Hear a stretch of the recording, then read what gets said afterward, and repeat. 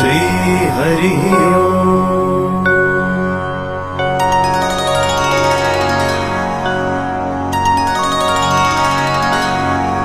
श्रीशं कमलपत्राक्षं देवकीनन्दनं हरिं सुतसम्प्राप्तये कृष्णं नमामि मधुसूदनम्। नमाम्यहं वासुदेवं सुतसम्प्राप्तये हरिं यशोदाकगतं बालम् गोपालं नन्दनन्दनम्। अस्माकं पुत्रलाभाय गोविन्दं मुनिवन्दितम्। नमाम्यहं वासुदेवं देवकीनन्दनं सदा गोपालं डिम्भकं वन्दे कमलापतिमच्युतम्। पुत्रसम्प्राप्तये कृष्णं नमामि यदुपुङ्गवम्। पुत्रकामेष्टिफलदम् कञ्जाक्षं कमलापतिम् देवकीनन्दनं वन्दे सुतसम्प्राप्तये मम। पद्मापते पद्मनेत्र पद्मनाभ जनार्दन देहि मे तनयं श्रीश वासुदेव जगत्पते। यशोदाकगतं बालं गोविन्दं मुनिवन्दितम्। अस्माकं पुत्रलाभाय नमामि श्रीशमच्युतम्। श्रीपते देवदेवेश दीनार्तिहरणाच्युत गोविन्द मे सुतं देहि नमामि त्वां जनार्दन। भक्तकामद गोविन्द भक्तं रक्ष शुभप्रद देहि मे तनयं कृष्ण रुक्मिणी वल्लभ प्रभो। रुक्मिणीनाथ सर्वेश देहि मे तनयं सदा। भक्तमन्दार पद्माक्ष त्वामहं शरणं गतः। देवकी सुत गोविन्द वासुदेव जगत्पते देहि मे तनयं कृष्ण त्वामहं शरणं गतः। वासुदेव जगद्वन्दय श्रीपते पुरुषोत्तम देहि मे तनयं कृष्ण त्वामहं शरणं गतः। कञ्जाक्ष कमलानाथ परकारुणिकोत्तम देहि मे तनयं कृष्ण त्वामहं शरणं गतः। लक्ष्मीपते पद्मनाभ मुकुन्द मुनिवन्दित देहि मे तनयं कृष्ण त्वामहं शरणं गतः। कार्यकारणरूपाय वासुदेवाय ते सदा नमामि पुत्रलाभार्थं सुखदाय बुधाय ते। राजीवनेत्र श्रीराम रावणारे हरे कवे तुभ्यं नमामि देवेश तनयं देहि मे हरे। अस्माकं पुत्रलाभाय भजामि त्वां जगत्पते देहि मे तनयं कृष्ण वासुदेव रमापते। श्रीमानिनी मानचोर गोपी वस्त्रापहारक देहि मे तनयं कृष्ण वासुदेव जगत्पते। अस्माकं पुत्र सम्प्राप्तिं कुरुष्व यदुनन्दन। रमापते वासुदेव मुकुन्द मुनिवन्दित। वासुदेव सुतं देहि तनयं देहि माधव। पुत्रं मे देहि श्रीकृष्ण वत्सं देहि महाप्रभु। डिम्भकं देहि श्रीकृष्ण आत्मजं देहि राघव। भक्तमन्दार मे देहि तनयं नन्दनन्दन। नन्दनं देहि मे कृष्ण वासुदेव जगत्पते। कमलानाथ गोविन्द मुकुन्द मुनिवन्दित। अन्यथा शरणं नास्ति त्वमेव शरणं मम। सुतं देहि श्रियं देहि श्रियं पुत्रं प्रदेहि मे। यशोदास्तन्यपानज्ञं पिबन्तं यदुनन्दनं। वन्देऽहं पुत्रलाभार्थं कपिलाक्षं हरिं सदा। नन्दनन्दन देवेश नन्दनं देहि मे प्रभो। रमापते वासुदेव श्रियं पुत्रं जगत्पते। पुत्रं श्रियं श्रियं पुत्रं पुत्रं मे देहि माधव। अस्माकं दीनवाक्यस्य अवधारय श्रीपते। गोपाल डिम्भ गोविन्द वासुदेव रमापते। अस्माकं डिम्भकं देहि श्रियं देहि जगत्पते। मद्वाञ्छितफलं देहि देवकी नन्दनाच्युत मम पुत्रार्थितं धन्यं कुरुष्व यदुनन्दन याचेऽहं त्वां श्रियं पुत्रं देहि मे पुत्रसम्पदम् भक्तचिन्तामणे राम कल्पवृक्ष महाप्रभो आत्मजं नन्दनं पुत्रं कुमारं डिम्भकं सुतम् अर्भकं तनयं देहि सदा मे रघुनन्दन वन्दे सन्तानगोपालं माधवं भक्तकामदम् अस्माकं पुत्रसम्प्राप्त्यै सदा गोविन्दच्युतम् ओङ्कारयुक्तं गोपालं श्रीयुक्तं यदुनन्दनम् करीयुक्तं देवकीपुत्रं नमामि यदुनायकम् वासुदेव मुकुन्देश गोविन्द माधवाच्युत देहि मे तनयं कृष्ण रमानाथ महाप्रभो राजीवनेत्र गोविन्द कपिलाक्ष हरे प्रभो समस्त काम्य वरद देहि मे तनयं सदा अब्ज पद्मनिभं पद्म वृन्दरूप जगत्पते देहि मे वरसत्पुत्रं रमानायक माधव नन्दपाल धरापाल गोविन्द यदुनन्दन देहि मे तनयं कृष्ण रुक्मिणी वल्लभ प्रभो दासमन्दार गोविन्द मुकुन्द माधवाच्युत गोपाल पुण्डरीकाक्ष देहि मे तनयं श्रियम् यदुनायक पद्मेश नन्दगोप वधूसुत देहि मे तनयं कृष्ण श्रीधर प्राणनायक अस्माकं वाञ्छितं देहि देहि पुत्रं रमापते भगवन् कृष्ण सर्वेश वासुदेव जगत्पते रमा हृदय संभार सत्यभामा मनः प्रिय देहि मे तनयं कृष्ण रुक्मिणी वल्लभ प्रभो चन्द्र सूर्याक्ष गोविन्द पुण्डरीकाक्ष माधव अस्माकं भाग्य सत्पुत्रं देहि देव जगत्पते कारुण्यरूप पद्माक्ष पद्मनाभ समर्चित देहि मे तनयं कृष्ण देवकी नन्दनन्दन देवकी सुत श्रीनाथ वासुदेव जगत्पते समस्त काम फलद देहि मे तनयं सदा भक्त मन्दार गम्भीर शङ्कराच्युत माधव देहि मे तनयं गोप बालवत्सल श्रीपते श्रीपते वासुदेवेश देवकी प्रियनन्दन भक्त मन्दार मे देहि तनयं जगतां प्रभो जगन्नाथ रमानाथ भूमिनाथ दयानिधे वासुदेवेश सर्वेश देहि मे तनयं प्रभो श्रीनाथ कमलपत्राक्ष वासुदेव जगत्पते देहि मे तनयं कृष्ण त्वामहं शरणं गतः दासमन्दार गोविन्द भक्तचिन्तामणे प्रभो देहि मे तनयं कृष्ण त्वामहं शरणं गतः गोविन्द पुण्डरीकाक्ष रमानाथ महाप्रभो देहि मे तनयं कृष्ण त्वामहं शरणं गतः श्रीनाथ कमलपत्राक्ष गोविन्द मधुसूदन मत्पुत्र फलसिद्धयर्थं भजामि त्वां जनार्दन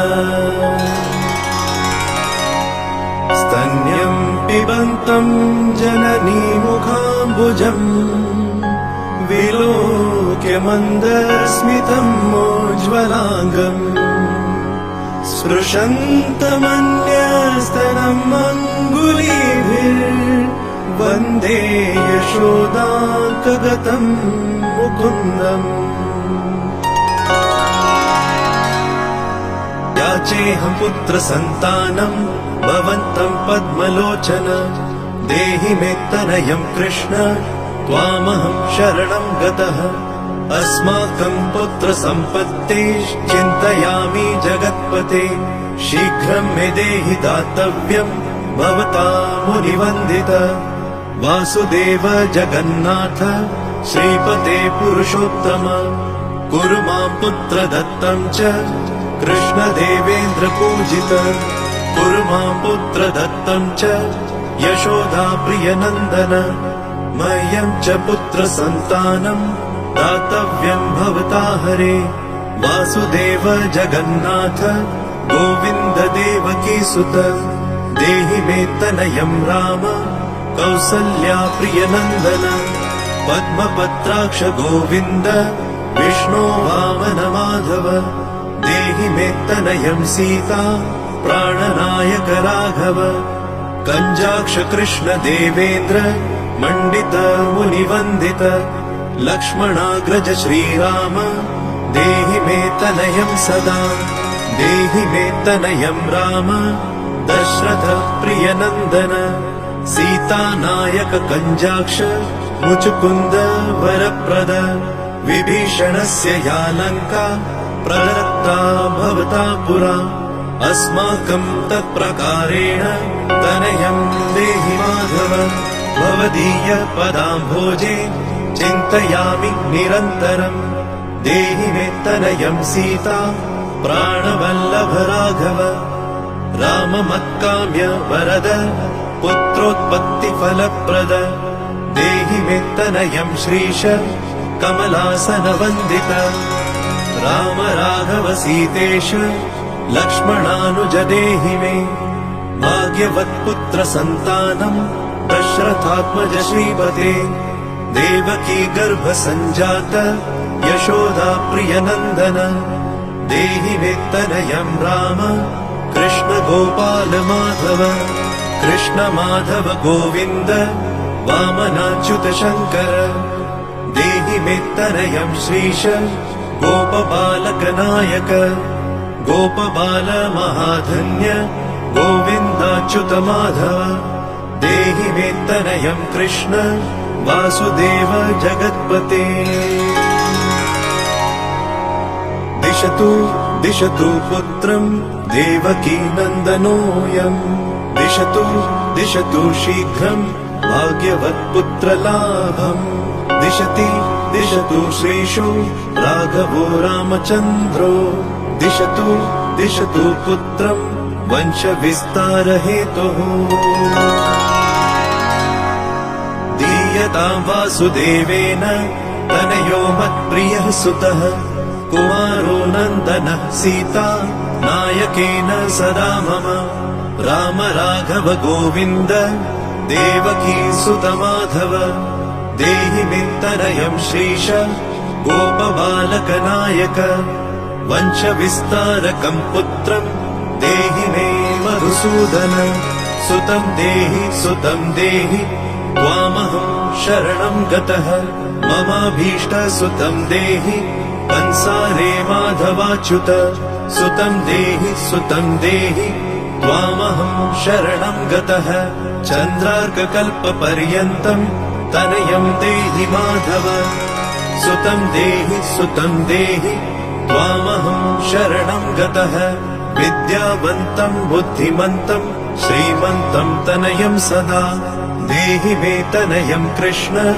देवकी नन्दन प्रभो नमामि त्वां पद्मनेत्र सुतलाभाय कामदम् मुकुन्दं पुण्डरीकाक्षं गोविन्दं मधुसूदनं भगवन् कृष्ण गोविन्द सर्वकामफलप्रद देहि मे तनयं स्वामिं त्वामहं शरणं गतः स्वामिं त्वं भगवन् राम कृष्ण माधव कामद देहि मे तनयं नित्यं त्वामहं शरणं गतः तनयं देहि गोविन्द कञ्जाक्ष कमलापते सुतं देहि त्वामहं शरणं गतः पद्मापते पद्मनेत्र प्रद्युम्न जनक प्रभो सुतं देहि त्वामहं शरणं गतः शङ्ख चक्र गदा खड्ग शार्ङ्गपाणे रमापते देहि मे तनयं कृष्ण त्वामहं शरणं गतः नारायण रमानाथ राजीव पत्रलोचन सुतं मे देहि देवेश पद्मानुवन्दित राम राघव गोविन्द देवकी वरनन्दन रुक्मिणीनाथ सर्वेश नारदादि सुरार्चित देवकी सुत गोविन्द वासुदेव जगत्पते देहि मे तनयं श्रीश गोपबालक नायक मुनिवन्दित गोविन्द रुक्मिणी वल्लभ प्रभो देहि मे तनयं कृष्ण त्वामहं शरणं गतः गोपिकार्जित पङ्केज मरन्दासक्त मानस देहि मे तनयं कृष्ण त्वामहं शरणं गतः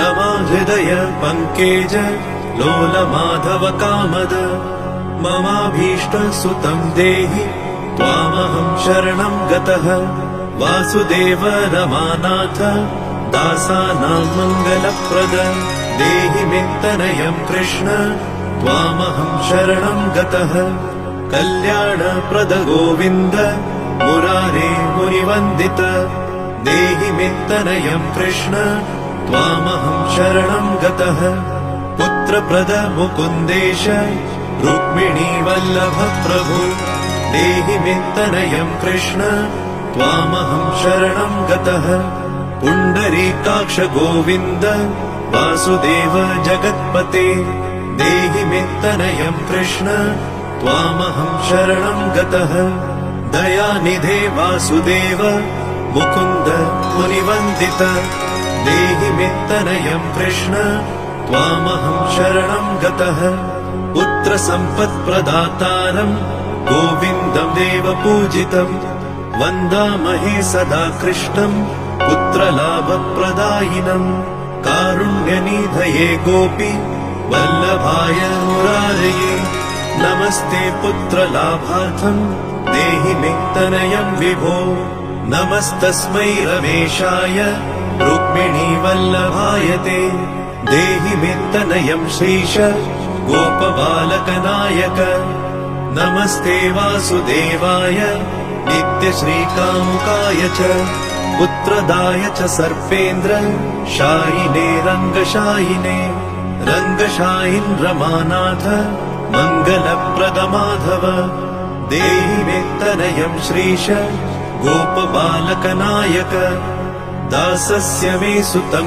देहि दीनमन्दार राघव सुतं देहि पुत्रं देहि रमापते यशोदातनयाभीष्ट पुत्रदान रतः सदा देहि मे तनयं कृष्ण त्वामहं शरणं गतः मदिष्टदेव गोविन्द वासुदेव जनार्दन देहि मे तनयं कृष्ण त्वामहं शरणं गतः नीतिमान् धनवान् पुत्रो विद्यावांश्च प्रजायते भगवत्स्त्वत्कृपायाश्च वासुदेवेन्द्र पूजित यः पठेत् पुत्रशतकं सोऽपि सत्पुत्रवान् भवेत् श्रीवासुदेव कथितं स्तोत्ररत्नं सुखाय च जपकाले पठेन्नित्यं पुत्रलाभं धनं श्रियम् ऐश्वर्यं राजसम्मानं सद्यो याति न संशयः इति सन्तानगोपालस्तोत्रम् सम्पूर्णम्।